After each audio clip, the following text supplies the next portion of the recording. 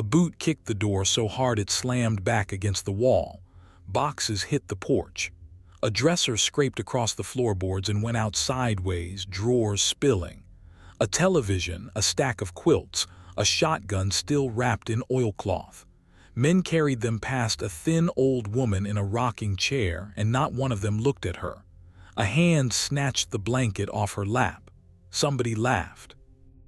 Outside, an engine turned over and a truck that had belonged to her dead husband for 30 years rolled down the drive without asking. She did not cry. She did not shout.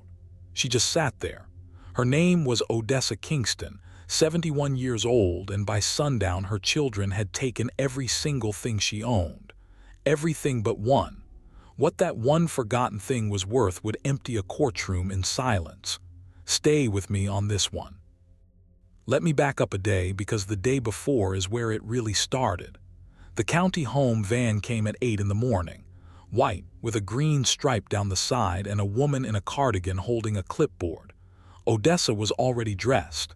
She'd been up since 5, the way she'd been up since 5 for 50 years, because a farm doesn't care how old you are.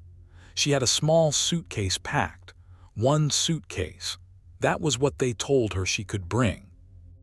One suitcase and no more, because the room at Marrow Falls Rest was small and she wouldn't need much, they said.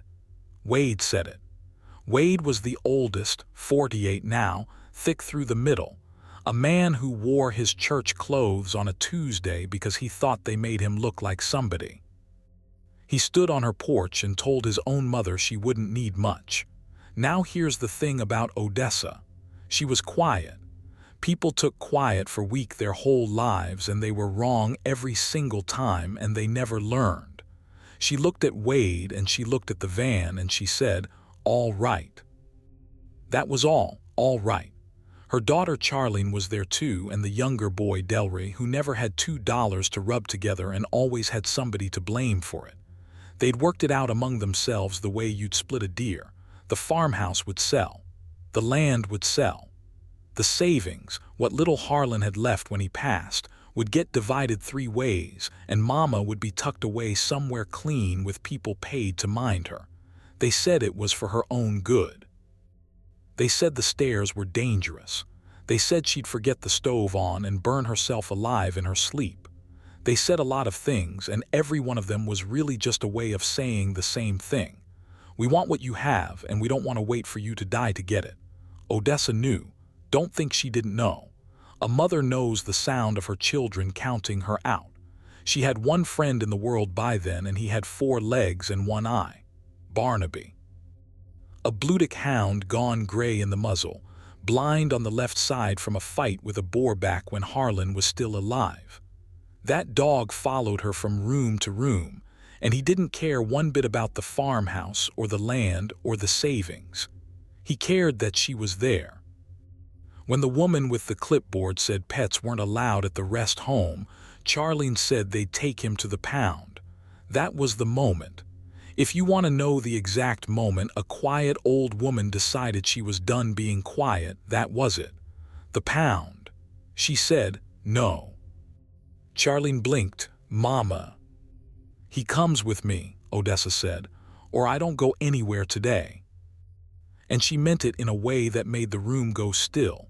And the woman in the cardigan said maybe they should reschedule, and Wade got red in the face, and in the end they left. All of them. They said they'd be back tomorrow to load the house and settle it once and for all.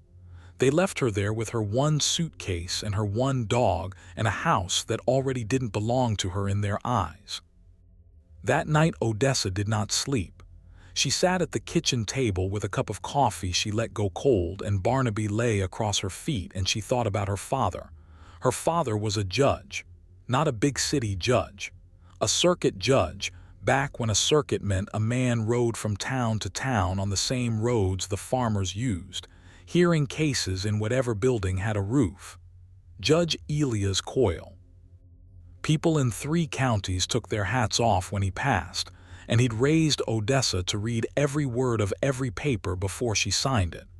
"The devil," he used to say, "lives in the part folks don't bother to read." And on the shelf above the table sat the family Bible. Big black leather thing, cracked at the spine, the only object in that house her children hadn't priced yet.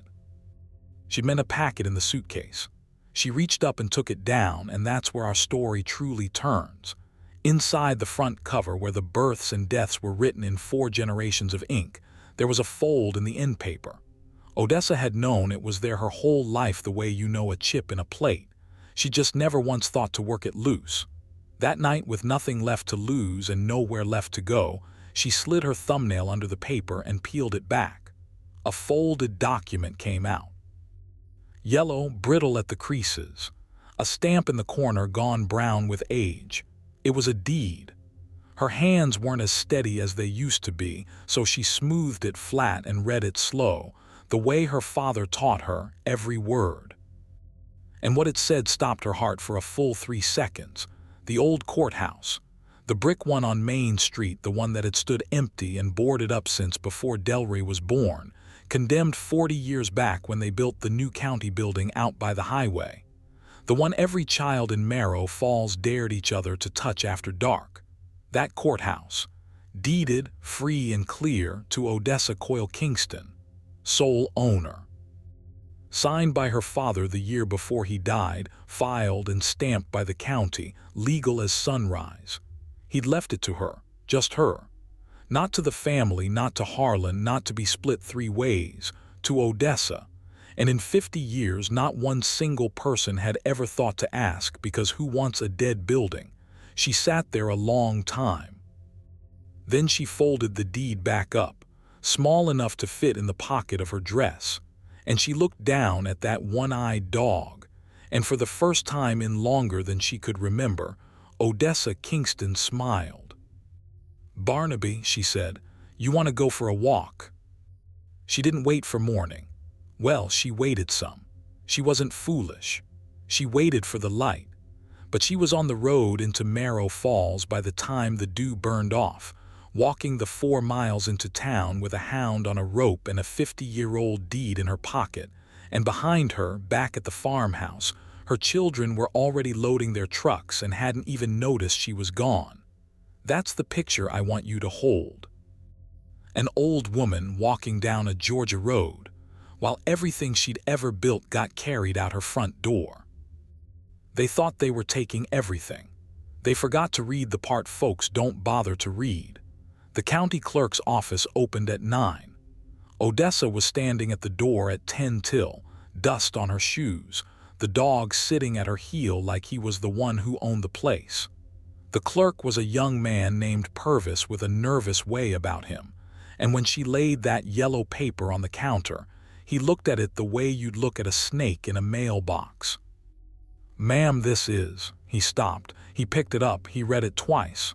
"This is the old Coyle deed." "It's the Kingston deed now," Odessa said. "That's me. I'd like to file to have the ownership recorded current, please, and I'd like a copy stamped for my own keeping." Purvis went in the back and stayed gone a while. Odessa heard a phone. She heard low voices. When he came out again, he'd brought an older man, the Register of Deeds himself, a Mr. Bellamy, and Bellamy had that same snake-in-the-mailbox look, only worse, because Bellamy knew something Purvis didn't. Bellamy knew what was happening on Main Street. "Mrs. Kingston," he said, careful as a man crossing ice, "this property, you understand it's been condemned. It's a liability. Taxes, upkeep. A building like that, honestly, it's more trouble than it's worth. Now the county would be happy to take it off your hands, save you the burden. We could even, we could see about a small consideration for your trouble." There it was again, that word, burden. Same word Wade used about the stairs. Same word they all used when they wanted a thing and needed you to feel foolish for having it.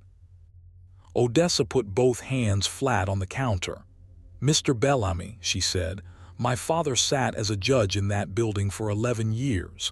I was married in the little chapel at the back of it. Don't you tell me what it's worth to me." She tapped the deed. "File it, today, and I'll thank you not to make me ask a 3rd time." He filed it. He didn't have a choice. It was legal, it was clean, and there wasn't a lawyer in Georgia could have unwound it. Odessa Kingston walked out of that office with a stamped copy in her hand and became, officially, the only person in Merrill Falls who owned a whole city block of Main Street. And then, because she was 71 and she'd walked 4 miles and her feet hurt, she went and did the most ordinary thing in the world. She crossed the street to the diner, tied Barnaby to a post out front, and ordered a cup of coffee and a slice of pie, cherry. She sat by the window in the sun. She let herself breathe. For the first time in 2 days, the danger seemed past. The paper was filed. It was done. The dog dozed on the sidewalk and the pie was good, and an old woman let herself think, well, that's that. I'll be all right now. She should have known better. In this life, the quiet cup of coffee is never the end. It's the breath before the next thing. The next thing walked into the diner in a gray suit. He didn't look like much. Middle-aged, soft hands, a smile that had been to a lot of meetings. He sat down across from Odessa without being asked, and he set a business card on the table, and he slid it toward her the way you'd slide a bribe under a door. "Mrs. Kingston," he said, "my name is Roland Skeet. I develop property, and I believe you and I have a great deal to talk about." And just like that, believe me, it stopped being a story about a mean family and a forgotten building. It became something bigger and something a lot more dangerous, because Roland Skeet had already spent 2 years and a small fortune buying up every lot on that block. Every lot but one. And now the one lot he needed, the one that made the other 12 worth anything at all, belonged to a 71-year-old woman with a dog tied to a post outside. "I'll pay you," he said, still smiling, "more money than you've seen in your life, today, for that empty old wreck. What do you say to that?" Now understand what changed here. Wade and Charlene, they were greedy children. Skeet was a different animal. Skeet had lawyers on retainer and a county register who'd already offered to take the deed off her hands for a small consideration. Skeet didn't get angry and yell. Skeet got quiet and patient and dangerous. This wasn't a family squabble anymore.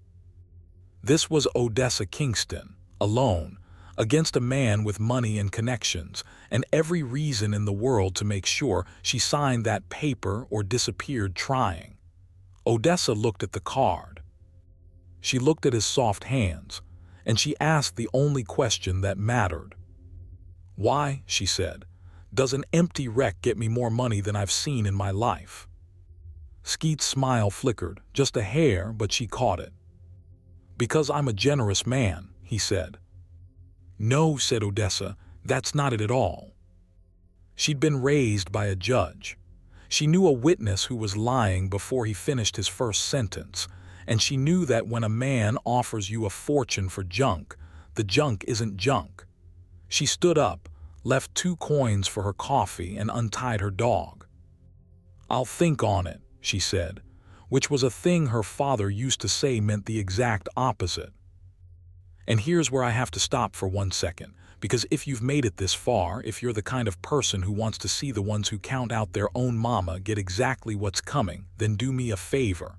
Hit that subscribe button, stay for the rest, because the rest is where it all comes down, and you do not want to miss what the town clerk finds in that sealed envelope. Now, Odessa didn't sign, but she also wasn't a fool. She knew a man like Skeet doesn't take no and go home. So she did what her father would have done. She went to the library, the little one behind the church, and she spent the whole afternoon reading. Property records, zoning notices, old copies of the county paper. Barnaby slept under the table while she read, and by the time the librarian turned the lamps down, Odessa knew more about that block of Main Street than any living soul except Roland Skeet himself. Here's what she found. The county had voted, quiet as you please, to run a new state highway spur right through the middle of town. Bring in traffic. Bring in a shopping center, a motel, a filling station, the whole works. And the interchange, the on-ramp where all that money would pour in, was set to land on exactly one spot: the old courthouse block. Skeet had figured it out early, bought up everything around it for pennies, and only one parcel stood between him and the biggest payday of his life: hers. And there was one more thing, folded into an old survey map, that made Odessa sit back in her chair. The courthouse lot wasn't just any lot. Under an old ordinance from her father's time, the courthouse parcel held the town's only registered right-of-way to the creek. Every drop of water that development would need had to cross her land. Skeet couldn't build a bird bath without her signature. He didn't want her building. He needed her permission to exist. That's when the developer stopped being patient. It started small. A man came out to the farmhouse, which was empty now, and put up a no trespassing sign on her own property. Then a letter arrived at the diner, addressed to her, from a lawyer she'd never heard of, claiming the deed was fraudulent and demanding she surrender it for review. Then the taxes. Bellamy, the register, sent a notice that 40 years of back taxes were suddenly due on the courthouse, thousands of dollars, payable in 30 days or the county would seize the property at auction. 40 years nobody billed her. Now all at once they wanted it in a month. You see how it works. They couldn't take it honest, so they'd take it crooked, and they'd do it fast before an old woman could figure out what she was holding. But here's the thing they all forgot. Odessa Kingston had figured out exactly what she was holding, and she had a copy of that survey map and a stamped deed and 50 years of watching her father handle exactly this kind of man. She didn't panic. She went to see somebody, not a lawyer. She couldn't afford one. She went to see old Halloran, who'd clerked for her father back in the day and was 90 now, deaf as a post, living out by the water tower. She sat on his porch and shouted the whole story into his good ear, and when she got to the part about the back taxes, Halloran started to laugh. He laughed until he coughed. "Missy," he said, calling her by a name nobody had used in 60 years, "your daddy set up a maintenance trust for that building, public trust. It's tax-exempt in perpetuity so long as one court function's ever held there. They can't tax it. They know they can't tax it. They're bluffing an old lady." He wiped his eyes. "You go find the trust papers. Elia's filed everything twice. Man never trusted a courthouse to keep its own records." Filed everything twice. That was her father all over. Odessa went back to the courthouse itself that evening. Her courthouse. She had the keys, the real ones, an iron ring of them she'd found hanging behind the wood stove in the farmhouse the day her children cleaned it out. Keys nobody knew what they went to. She let herself in the big front doors for the first time in 40 years, and Barnaby padded in beside her, nails clicking on the marble, and the two of them stood in the dust and the dark of the room where her father used to sit. She found the strongbox behind a panel in the judge's chambers, right where a careful man would put it. Inside, wrapped in oilcloth, were the trust papers, the originals, everything. Signed, sealed, and legal, setting that building aside forever as a public trust the county could not tax and could not seize, controlled by one trustee and one trustee only, her. Now she had them by the throat and she knew it, and she smiled that same small smile in the dark. But she also knew Skeet wouldn't stop. Money that big doesn't stop for paperwork. It stops for a fight. And Odessa Kingston, 71 years old, one dog, one deed, decided she was going to give him one.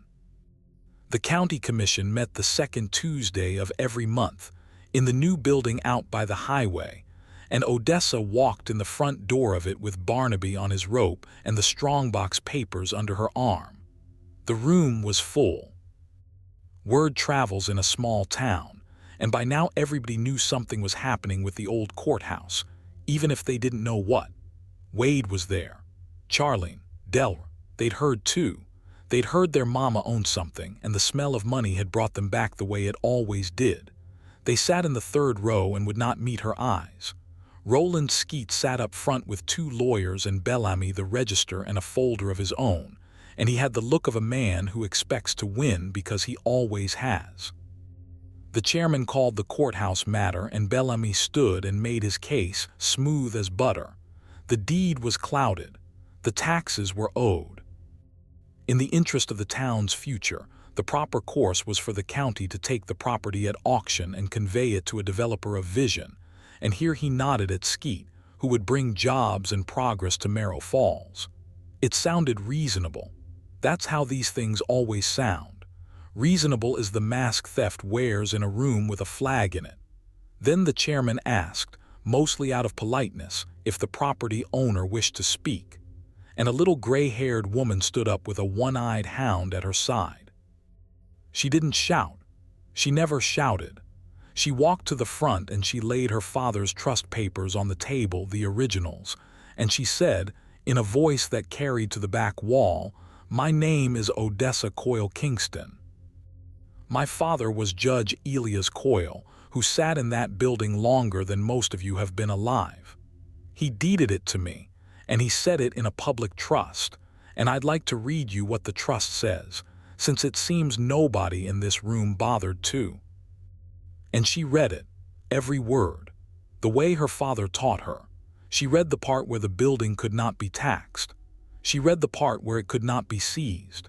She read the part where it could not be sold or transferred without the trustee's written consent, and where any attempt to force that transfer by county officers was a violation of state law carrying penalties. And she paused there, and she looked right at Bellamy, and Bellamy sat down so fast he nearly missed his chair. Then she picked up the survey map. "Now," she said, "about the water." The room had gone dead quiet. You could hear the hound breathing. "This whole plan Mr. Skeet's been so quiet about," Odessa said. "His highway, his shopping center, his motel, all of it. Every drop of water it needs crosses my land, by a right-of-way my father registered in 1931. There's no development without my say-so. There never was. Mr. Skeet has spent 2 years, and I'd guess, most of $1 million buying up lots that are worth exactly nothing without the one lot he can't buy." She set the map down gently. "Mine." Skeet was on his feet. "This is absurd. That right-of-way is 100 years old. It's not enforceable. I have documentation." "Do you?" said Odessa. "Because my father filed everything twice. There's a copy of this map in the State Archive in Atlanta, stamped and sealed, and I sent a nice young man to fetch it Tuesday." She reached into her bag and laid a second map beside the first, a fresh state stamp bright red in the corner. "That's the thing about my daddy, Mr. Skeet. He never trusted a courthouse to keep its own records. Turns out he was right. Look what happened to the ones in this one." The room made a sound then, half gasp and half laugh, and the chairman banged his gavel, but you could see it on every face. It was over. Skeet had lost. He'd lost the second Odessa read that deed at her kitchen table. He just hadn't known it yet. But the town clerk, a woman named Ada Puckett who'd sat quiet through the whole thing, now stood up with an envelope in her hand. A sealed envelope, thick, official. "Mr. Chairman," Ada said, "when Mr. Skeet applied for his development permits, the county ordered a full appraisal of the affected block. It's never been opened. By law it can't be sealed once ownership's disputed in open session." She looked at Odessa. "I think Mrs. Kingston has the right to know what her property's actually worth, before anybody makes her another offer." She broke the seal. She read the number out loud. "I won't tell you it was a modest number. It was not a modest number. The courthouse block, with the highway coming and the water rights attached, appraised at a figure that would have bought every farm in the county and had money left over. It was the kind of number that changes what a person's face is doing. Skeet had offered Odessa a lump sum that morning that wasn't a tenth of it. A tenth. He tried to buy a fortune off an old woman for pocket change, and now the whole room knew the size of the fortune, and the whole room knew the size of the theft. And in the third row, Wade and Charlene and Delroy sat with their mouths open, doing math, and Odessa turned around and looked at them for the first time all night. They came crawling, of course. That very night, on the porch of the little room she'd rented over the diner, all three of them, hats in hand, talking fast. "Mama," they said, "we didn't understand. Mama, we were only doing what we thought was best. Mama, families got to stick together now. We can help you manage it. A woman your age, all that money, you'll need family you can trust." Odessa let them talk. She let them get all the way to the end of it. Barnaby lay across the doorway and watched them with his one good eye, and he didn't growl because he didn't need to. She'd raised these three. She knew every word before they said it. When they were done, she stood up. "You took my husband's truck," she said, "before his side of the bed was cold. You'd have sent my dog to die at the pound. You packed my whole life into one suitcase and told me I wouldn't need much." She wasn't angry when she said it. That was the terrible part for them. She wasn't even a little angry anymore. "You thought I was a burden. You didn't read the deed. You never read anything, not one of you. That was your daddy's blood in you, God rest him, but the reading, the caring what a paper says, that came from mine, and it skipped right past you." She reached into her dress and took out 3 keys off the iron ring and laid them on the porch rail. "Those are for the courthouse," she said. "You can come see it whenever you like. It's going to be a home, not a rest home. A real one for folks the county was going to warehouse and forget, old folks whose children packed them into vans. I'm putting every dime of Mr. Skeet's highway money into it, and I'm naming it after your grandfather, and there's a room in it for me, and a spot by the wood stove for this dog, and there is not one single dollar of it coming to the 3 of you." She paused. "But the door's open. It always was. That was the whole trouble. You could have just knocked." They didn't take the keys. Wade tried to say something and couldn't. They went down the steps and out into the dark, and that was the last real conversation Odessa Kingston ever had with her children, though she saw them here and there for years after at a distance, the way you see weather coming. The highway came. The money came. Skeet sold off his 12 worthless lots at a loss and left town, and nobody missed him. And the old brick courthouse on Main Street, the condemned wreck nobody bothered to read the deed on, opened its doors again 2 years later with fresh paint and a new roof and a brass plate over the entrance that read the ELIASCOYLE home, and it filled up with old men and old women who'd been counted out by people who should have loved them. Odessa ran it herself until she was past 80. She had a room at the back, near the little chapel where she'd been married, and on warm evenings she'd sit out front in a rocking chair, the same one they'd left her in the day they cleaned out her house, and Barnaby lay across her feet until the day he died, and after that another hound and another. She read every contract for that home herself, every word. The devil lives in the part folks don't bother to read, and there wasn't a lawyer in Georgia ever got one past her. I think about that first picture sometimes. An old woman in a rocking chair, watching her whole life carried out the door, not crying, not shouting, just sitting. Everybody in that room thought they were looking at the end of something. A weak old woman with nothing left. They were looking at the strongest person in the county, holding the only thing that mattered, waiting for the right morning to stand up. They took it all. They forgot the one thing her father left her, and in the end that one forgotten thing was worth more than everything they carried out the door put together. Not just the money, the last laugh, the full house, the open door. She just had to read it first.